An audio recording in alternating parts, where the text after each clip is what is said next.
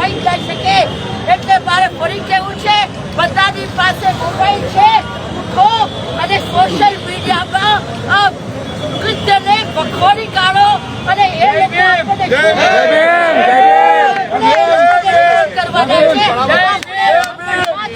કરવાના છે. આપણે મનુવાદને ટ્રોલ કરવું પડશે અને હવે હદ થઈ ગઈ છે. જ્યારે જસ્ટિસ ગવાઈ સુધીને અપમાનિત કરવામાં આવે તો અમારે તમારા જેવા સામાન્ય વ્યક્તિનું તો શું થતું હશે અને શું થશે?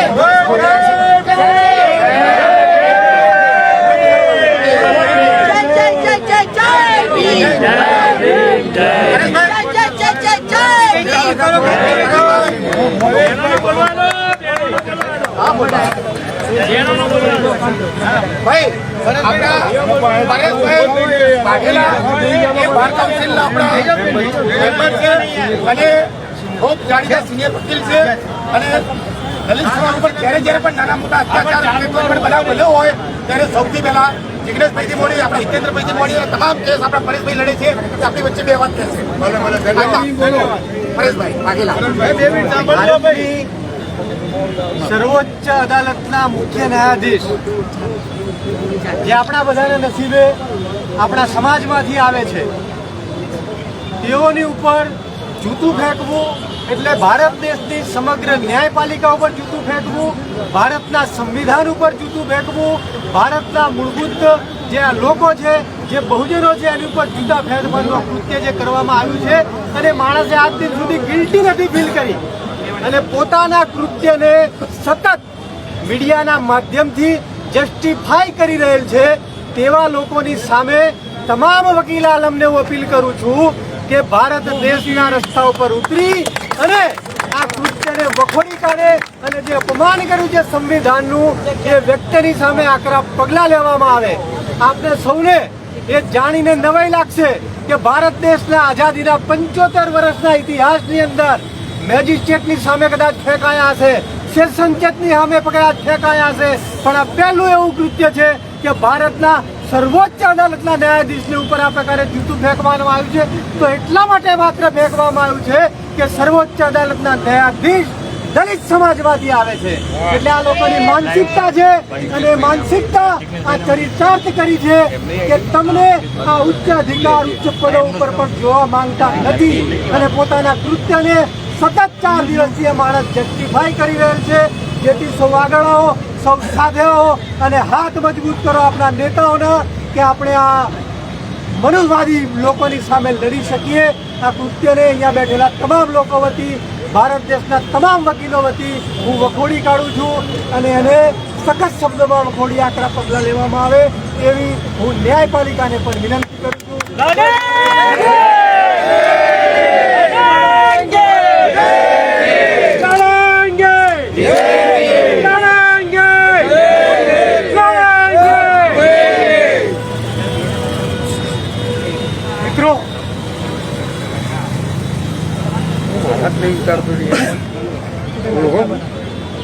मित्रों, भारत में दलित, आदिवासी, मुस्लिम, घुमंतु, ओबीसी इन समुदायों की आबादी करीब 80% से ज़्यादा है, लेकिन न्याय तंत्र में हमारी भागीदारी केवल 19% है. उसमें भी सुप्रीम कोर्ट ऑफ इंडिया में बड़ी मुश्किल से शायद कभी कोई मुस्लिम, घुमंतु, आदिवासी या दलित समुदाय के व्यक्ति को जज बनने का मौका मिलता है. उसमें भी सुप्रीम कोर्ट ऑफ इंडिया के सीजेआई चीफ जस्टिस बनने का मौका बड़ा रेयर होता है. तो बड़ी मुश्किल से जस्टिस गवाई इस पद पर पहुंचे और संघ परिवार, आरएसएस और भाजपा की सोच में यकीन रखने वाले एक एडवोकेट को, एक वकील को ये बात हजम नहीं हुई और इसीलिए उन्होंने जस्टिस गवई की ओर जूता फेंका. ये जूता केवल जस्टिस गवई की ओर नहीं फेंका है, पूरे भारत के बहुजनों की ओर फेंका है. ये केवल जस्टिस गवई का अपमान नहीं, ये पूरे भारत के दलितों का और बहुजनों का अपमान है. ये पूरे न्यायपालिका का अपमान है और बाबा साहब अम्बेडकर के संविधान का अपमान है. उसी प्रकार उत्तर प्रदेश के रायबरेली में हरिओम जी वाल्मीकि की हत्या कर दी गई दिन दहाड़े। हम मांग करते हैं उनके परिवार को भी न्याय मिले। हम मांग करते हैं कि हरियाणा के एडिशनल डीजी पूरन सिंह जी, जिन्होंने सुसाइड नोट लिखकर ये कहा कि हरियाणा पुलिस के करीब 10-15 IAS IPS अफसर मिलकर जाति के कारण उनके साथ भेदभाव करते थे, उन पर दबाव बनाते थे। उस दबाव और डिस्क्रिमिनेशन के कारण उनको सुसाइड करना पड़ा। तो पूरे गुजरात के, पूरे भारत के दलित बहुजनों की ओर से हम मांग करते हैं कि हरिओम वाल्मीकि को भी न्याय मिले, IPS पूरन सिंह को भी न्याय मिले और जस्टिस गवई को भी न्याय मिले। और जब तक इनको न्याय नहीं मिलता, हमारी लड़ाई, हमारा संघर्ष, हमारा इंकलाब जारी था, जारी है और जारी रहेगा। जय भीम, जय भीम, जय। આપણી વચ્ચે હવે સુબોધભાઈ આવ્યા છે।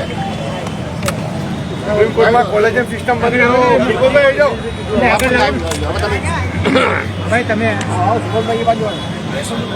ભાઈ તમને કે તમે 2 મિનિટ બેસી જાવ ને, થોડી વાર બેસી જાવ તો સાઈડમાં 2 મિનિટ મિત્રો અવાજ આવે છે ક્લિયર એક દેજો। એટલે બધા અહીંયા જે ભેગા થયા એ સંઘર્ષ સાથે, મૂવમેન્ટ સાથે જોડાયેલા માણસો છે, એટલે વિશેષમાં કંઈ કહેવાનું છે ને। જિગ્નેશભાઈએ બધી વાત માંડીને કરી જ દીધી છે, પણ 2-4 વસ્તુઓ જે છે કે BR ગવાઈ ઉપર જ કેમ જૂતું ફેંકવામાં આવ્યું, તો આખા ભારતની અંદર જે ડિમોલિશન ચાલી રહ્યા છે એ ડિમોલિશન સરકારને, યોગી આદિત્યનાથને રાત્રે સપનું આવે અને સવારે એમ થાય કે આ મુસ્લિમનું મકાન છે એટલે તોડી નાખો, આ દલિતનું મકાન છે એટલે તોડી નાખો। એ બુલડોઝર રાજ જે ચાલુ કરેલું આ દેશમાં, એ બુલડોઝર રાજ ઉપર જો કોઈએ બ્રેક મારી હોય તો આ BR ગવઈ સાહેબે મારી। થોડા સમય પહેલા RSS ના 100 વર્ષ થયા। RSS ના 100 વર્ષ જે થયા એના 100 વર્ષની શતાબ્દી મનાવવાની હતી। એની અંદર BR ગવઈ સાહેબની માતાને ઇન્વિટેશન હતું। BR ગવઈની માતાએ ઇન્વિટેશન સ્વીકારવાની ના પાડી અને એવું કહ્યું કે હું સંવૈધાનિક મૂલ્યોમાં માનું છું, હું ડૉક્ટર BR આંબેડકરના સંવિધાનમાં માનું છું, અને ગયા નહીં ગયા। જે આખી ઘટનાની વાત કરવામાં આવે છે તો આ ઘટના એ શું છે, તો જે RSS, જે વિશ્વ હિન્દુ પરિષદ, જે બજરંગ દળ દિવસ રાત શાખાઓ લગાવી અને દલિતોને સનાતનના નામે હિન્દુઓ બનાવે છે અને મુસ્લિમોની સામે મારે છે। એટલે જ્યારે આવી ઘટનાઓ બનશે ત્યારે આપણી અંદર એ વિચારવાની ક્ષમતા નહીં રહે કે સામે મુસ્લિમ છે કે દલિત છે કે કોઈ માણસ છે। એટલે આ તમને બધાને જે સનાતનની ઘૂંટી પીવડાવી અને માણસમાંથી એક જિંદા લાશ બનાવી દેવાની ઘટના છે, આ એનું ઉદાહરણ છે કે તમે જે સનાતનના રવાડે ચડો છો મુસ્લિમોની સામે થવા માટે, તો ત્યારે એવો સમય આ લાવીને મૂકવાના છે કે એક દલિત જજ હશે તો એની સામે જૂતું મારતા પણ અટકાવવાના નથી। એટલે આપણે સૌએ આ ઘટનામાંથી ધડો લેવાનો છે। યુપીની અંદર પેલા જે હરિઓમ વાલ્મીકી હતા એમને એક ચોરીની નજીવી બાબતમાં એમની હત્યા કરી દેવામાં આવી, કારણ કે ચોરી આણે કરી। ચોરી કરવી એ ક્યારથી આવડો મોટો ગુનો બની ગયો? કદાચ એને જો ચોરી કરી હોત તો, ચોરી કરી છે કે નહીં એ નક્કી કોણ કરવાનું? પણ યુપીની અંદર બાબા જે યોગી આદિત્યનાથ છે, બાબાનું બુલડોઝર જે ચાલતું હતું એ બુલડોઝર હવે લોકોને મારવા સુધી આવી ગયું। તમને કદાચ યાદ હોય કે નહીં મને ખબર નથી, પણ 2016-17માં એક બનાવ એવો બન્યો કે યોગી આદિત્યનાથ એ દલિતોના ત્યાં સભા કરવા જવાના હતા, ત્યાં મીટિંગ કરવા જવાના હતા। યોગી આદિત્યનાથે શું કર્યું? યોગી આદિત્યનાથ અને એમના માણસોએ કે સભા થાય અથવા તો મીટિંગ થાય એની પહેલા દલિતોના ઘરે સાબુ મોકલાયેલા। કાંતિભાઈ વાત સાચી ખોટી?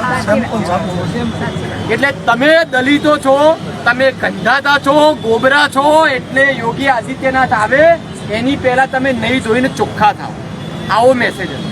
પણ આપણે સૌ આજે અહીંયા જ્યારે ભેગા થયા છીએ ત્યારે પોતપોતાના વિસ્તારોની અંદર RSSનું જે સિમ્બોલ છે RSS ના સિમ્બોલ ઉપર જૂતા મારીને એને જૂતા પહેરાવાનો એક પ્રોગ્રામ દરેકે પોતપોતાના વિસ્તારમાં કરવો જોઈએ. કારણ કે જૂતા મારવાનો જે શોખ છે, જે ચરબી ચડી છે, તો છેક સુધી મેસેજ આપણે પહોંચાડવો પડે. એટલે મેસેજ જ્યાં સુધી નહીં જાય ત્યાં સુધી એવું થશે કે તમે સોશિયલ મીડિયામાં જુઓ તો BR ગવઈના નામે એવા પોસ્ટરો, એવા વિડીયો, એવા AI થી બનાવેલા મીમ્સ વાયરલ થયા છે, જેમાં એમનો ચહેરો વાદળી રંગનો કરવામાં આવ્યો અને એવું લખવામાં આવ્યું કે ભીલતે કો યહી મિલના ચાહીએ.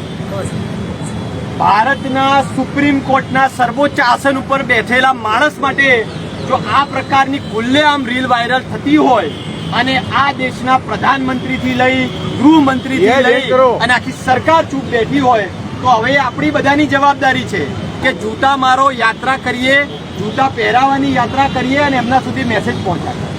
એટલે મારી આપ સૌને વિનંતી છે કે અહીંયા એક દિવસનો પ્રોગ્રામ કરી જિગ્નેશભાઈએ જે ઇનિશિયેટિવ લઈ, હિતેન્દ્રભાઈ જે ઇનિશિયેટિવ લઈને આપણને બધાને ભેગા કર્યા, એક આ ખાલી પ્રોગ્રામ પૂરતા સીમિત ના રહેતા આને આપણે એક લાંબા ગાળાનો કાર્યક્રમ બનાવીએ અને એક મેસેજ પહોંચાડીએ કે તમે જે મનમાં ઈચ્છો અને જ્યારે ઈચ્છા થાય ત્યારે જે કરો એ અમે નહીં ચલાવી લઈએ. ये धरती अपने आपकी नहीं किसी के पास. એટલે આપણે સૌ આ કાર્યક્રમ પોતપોતાના વિસ્તારોમાં પણ ચાલુ રાખીએ, ડોર ટુ ડોર કેમ્પેન કરીએ અને જે શાખાઓ રોજ સવારે લગાવે છે એ શાખાઓ આપણા વિસ્તારમાં તો એટલીસ્ટ બંધ થાય એના માટે સૌ કટિબદ્ધ બનીએ. એ વાત સાથે જય ભીમ, ઇન્કલાબ જિંદાબાદ.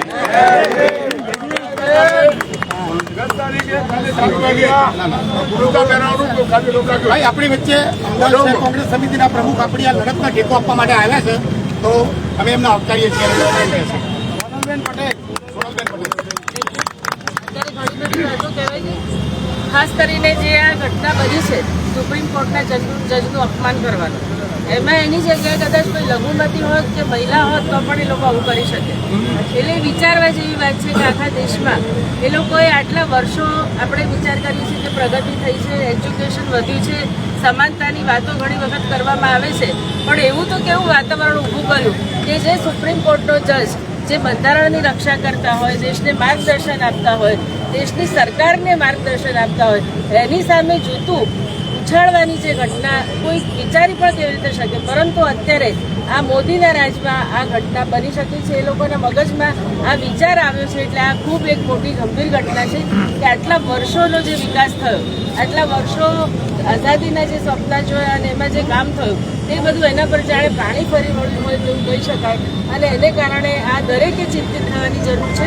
ફક્ત દલિત સમાજની જ વાત નથી, જે પણ દબાયેલા કચડાયેલા હોય કે એમાં મહિલાઓ હોય કે લઘુમતી હોય, બધા તરફ જ એમનો રવૈયો આ છે. એટલે બધાએ જાગૃત થઈને આમાં સાથે જોડાવાની જરૂર છે. અને આજે આ કાર્યક્રમ કર્યો એમાં સોલિડેરિટી માટે હું પણ અહીં આગળ આવીશું. તમે લોકો તમે જે આગળ વાત કરી એ બધા કાર્યક્રમોમાં પણ અમે સાથ આપીશું. જય ભીમ. હવે આપણા એસસી ડિપાર્ટમેન્ટના ચેરમેન છે હિતેન્દ્રભાઈ પીઠડિયા, એમની વાત. જય ભીમ સાથીઓ, આ ઘટનાને લગભગ 48 કલાક થઈ ગયા છે. પ્રધાનમંત્રીએ આની ઉપર ટ્વીટ કરતા પહેલા લગભગ 12 કલાકનો ટાઈમ લીધો. હજુ સુધી પ્રધાનમંત્રી સિવાય કોઈ પણ, અમિત શાહ ગૃહમંત્રી છે, ગૃહમંત્રીનું કે લો મિનિસ્ટર છે કે રક્ષા મંત્રી છે કે ભારતીય જનતા પાર્ટીના બીજા કોઈ પણ નેતાઓનું ભારતીય જનતા પાર્ટીના અધિકૃત હેન્ડલ ઉપરથી આરએસએસના અધિકૃત હેન્ડલ ઉપરથી કોઈએ આ ઘટનાને વખોડી કાઢી નથી. એ આપણે બધાએ આપણા બધા માટે એક આઈના સમાન છે. આપણે જોવાનું છે, આત્મચિંતન કરવાનું છે કે આ એક પ્રકારની ઘટના બની જ્યારે ચીફ જસ્ટિસ ઓફ ઇન્ડિયા, જે પહેલા બુદ્ધિસ્ટ અને સેકન્ડ દલિત, આખા દેશના ઇતિહાસમાં બીજા નંબરના દલિત અત્યારે ચીફ જસ્ટિસ ઓફ ઇન્ડિયા બન્યા છે અને પ્રથમ બુદ્ધિસ્ટ છે. આ માણસ ઉપર જ્યારે આ પ્રકારનું કૃત્ય કરવામાં આવ્યું છે કોઈએ વખોડ્યું નથી. 12 કલાક પછી નરેન્દ્ર મોદી દ્વારા એનું વખોડવામાં આવે છે. પણ હજુ આની કરતા ઉપરવટ થઈને જે વાત એ છે કે આ ઘટનામાં હજુ સુધી કોઈની ધરપકડ થઈ નથી, એક પણ ધરપકડ થઈ નથી. અને જે માણસો આને જે કહી છે કે આ જે ઘટના સારી બની છે, જ્યાં આનું પ્રશંસા કરે છે, એ માણસોની ઉપર પણ કોઈ પણ પ્રકારની એફઆઈઆર થઈ નથી. અને જે માણસને 1-2 યુટ્યુબરો છે એમને લઈ ગયા હતા અને લઈને 2-4 કલાકમાં એમનું ઇન્વેસ્ટિગેશન વાતચીત કરીને છોડી મૂક્યા હતા. ભાઈ જિજ્ઞેશભાઈ ઉપર એમને જ્યારે ટ્વીટ કર્યું હતું તો અહીંથી આસામ સુધી લઈ ગયા હતા. આસામ એમને 4-5 દિવસ રાખ્યા. મેં કોઈ ટ્વીટ કર્યું હતું, હું 4 દિવસ અહીંયા જેલમાં રહ્યો હતો. પણ આ પ્રકારની આખી કોઈ ઘટના બને છે, આખા દેશની અંદર કોઈ પણ ધરપકડ થતી નથી, કોઈ પણ માણસની આમાં કોઈ પ્રકારની પોલીસ કાર્યવાહી કરતી નથી, એ પણ આપણે આમાં નિંદા કરીએ છીએ. સાથે સાથે આપણે એ પણ વાત કરીએ છીએ કે હરિયાણામાં આપણે જાણીએ છીએ કે કોઈ પણ આપણા સમાજના દીકરાને યુપીએસસી ક્લિયર કરવી હોય, આઈએસ બનવું હોય કે આઈપીએસ બનવું હોય તો કેટલી અઘરી, કેટલી પરીક્ષાઓ પાસ કરવી પડે છે, કેટલી મહેનત કરવી પડે છે.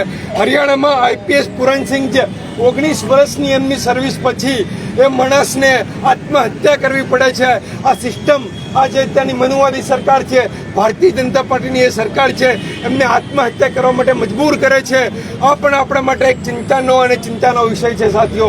સાથે સાથે રાયબરેલીમાં હરિઓમ વાલ્મીકી નામનો આપણો જે માણસ છે દલિત સમાજનો, એનું મોબ લિન્ચિંગ થાય છે, એને મારી નાખવામાં આવે છે.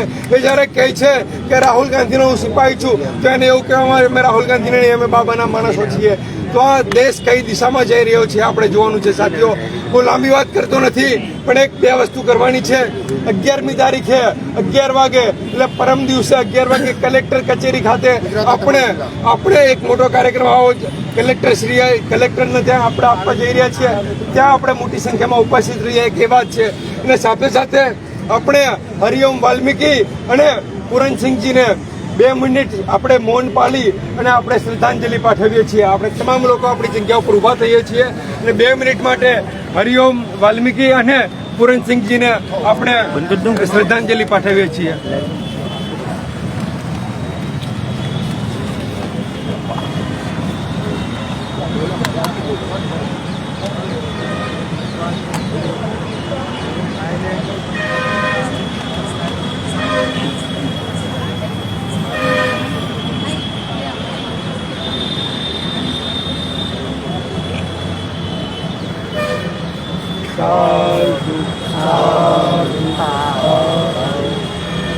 હવે બધા મિત્રો આપણે 15-20 મિનિટ બધા બેસીએ અને નેક્સ્ટ કાર્યક્રમ શું કરવો એની રણનીતિ ઉપર આપણે થોડીક વાર ચર્ચા કરીએ. એના પછી જ આપણે છૂટા પડીએ. થોડીક પ્લાનિંગ કરીએ.